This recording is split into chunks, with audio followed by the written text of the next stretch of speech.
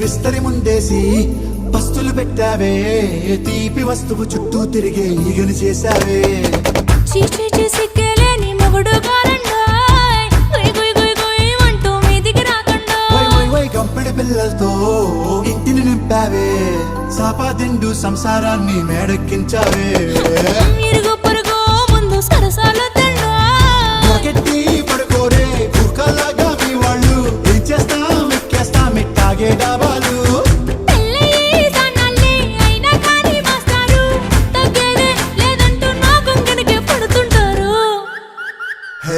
గోదారి గట్టు మీద రామసలకావే